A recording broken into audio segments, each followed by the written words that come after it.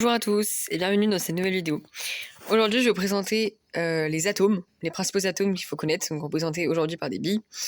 Donc il y a tout d'abord l'atome d'oxygène, représenté par la couleur rouge, le symbole C. Il a 16 nucléons et 8 protons.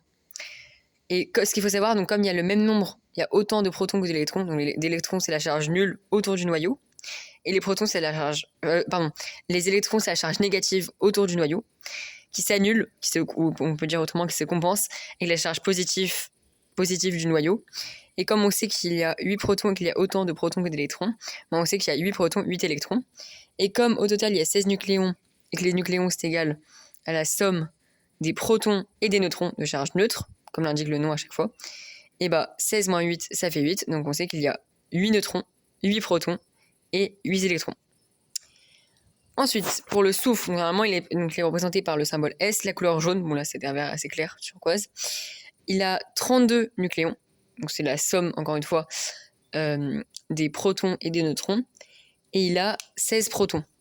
Donc, on sait qu'il a 16 protons. Donc, comme il a autant d'électrons que de protons, il a 16 électrons. Et 32 moins 16, ça fait 16. Donc, il a 16 nucléons, enfin 16 neutrons, 16 protons, 16 électrons, comme l'oxygène au niveau des valeurs. Ensuite, le carbone, le symbole C, de couleur noire, il a 12 nucléons, 6 protons, donc il a 6 protons, 6 électrons, et 12 moins 6, ça fait 6. Donc il a 6 neutrons, 6 protons et 6 électrons.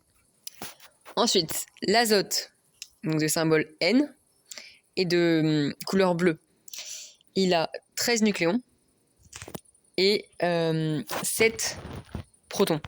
Donc on sait qu'il a 7 protons, 7 électrons, et 13 moins 7, ça fait 6, donc il a 6 neutrons.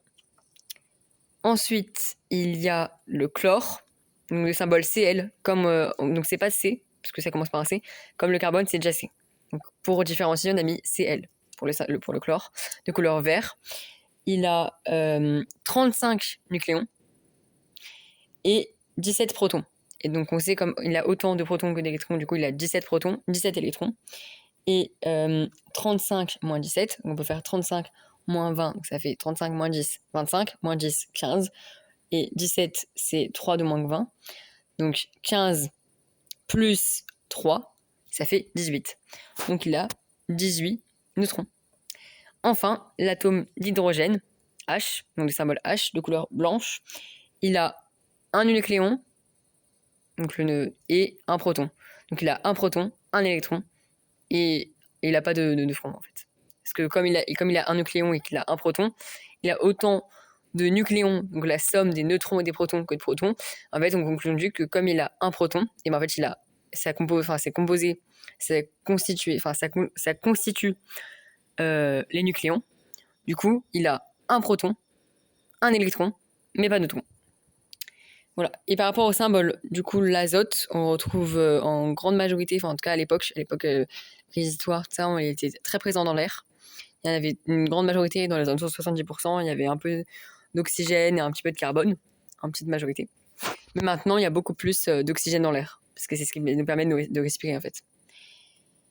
Voilà, donc par exemple, donc il y a la molécule d'eau, H2O, donc les molécules, c'est des assemblages d'atomes, H2O, donc c'est-à-dire H2, il y a 2 atomes d'hydrogène et un atome d'oxygène pour faire la molécule d'eau, donc celle qui nous sert à vivre, donc l'eau qui nous sert à boire, qu'on boit et qui nous sert à vivre.